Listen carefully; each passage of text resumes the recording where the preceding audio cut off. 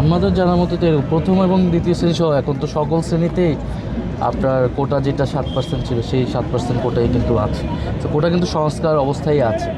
এছাড়া আমরা তো সার্বিকভাবে রাষ্ট্রের সব জায়গায় মেধাভিত্তিক নিয়োগটা চাই, স্বজনপ্রীতি যাতে না হোক, দুর্নীতি না হোক। সেরকম ব্যর্থ অনেক জায়গায় হচ্ছে, সেটা নিয়ে আমরা অবশ্যই কথা বলবো। অনেক ষড়যন্ত্র, অনেক চেষ্টার পরেও তারা আসলে ঢাকা 11 আসনটি আর ফলাফল তাদের নিজেদের পক্ষে নিতে পারেনি। এখন তারা আদালতে দ্বারস্থ হচ্ছে, আদালতকে ব্যবহার করার চেষ্টা করছে। তারা যদি এই ধরনের রাষ্ট্রযন্ত্রকে ব্যবহার করে করতে চায় সেটা তারা করবে, সেটা আমার এলাকার ভোটার যারা রয়েছে তারা সেখানে সেই জবাব দিবে। এবং এছাড়াও সেখানে যে আমাদের এলাকার ঢাকা 11 আসনে বিশেষত যারা ভূমিদস্যু রয়েছে, তো ভূমিদস্যুদের বিরুদ্ধেও জনগণ নির্বাচনে একটা রায় দিয়েছে। তারা হচ্ছে আইন আদালতের মাধ্যমেও রায় দিবে।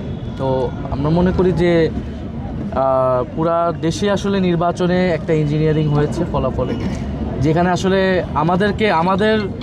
আমরা অভিযোগ করার কথা সেখানে পাল্টা আমাদের বিরুদ্ধে অভিযোগ করার চেষ্টা করা হচ্ছে। তারা সরকারের থেকে সরকারি ক্ষমতা ব্যবহার করে প্রভাব বিস্তারের চেষ্টা করছে।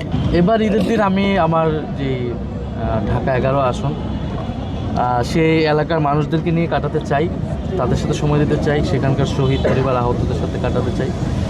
আর যদিও দলীয় প্রধান হিসেবে আমার তো জাতীয়ভাবে অনেকগুলো জায়গায় ইনভাইটেশন আছে, কিন্তু আমি পুরো রমজান মাসে আসলে আমার এলাকায় আমি সময় দিতে পারি নাই, যেহেতু সংসদে অধিবেশন শুরু হয়েছে এবং বিভাগীয় আমাদের ইফতার ছিল। ঈদের দিনটা আমি আমার এলাকার মানুষের জন্য রাখতে চাই।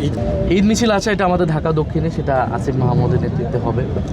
আর সেখানে হয়তো যদি সময় থাকে আমি যাব, বাট আমার ঈদের দিনটা আমি আমার এলাকার মানুষের জন্য রাখতে চাই এবং আপনাদেরকেও ইনভাইটেশন দিচ্ছি, আপনারা অবশ্যই আসবেন, আমরা একসাথে ঈদের দিন।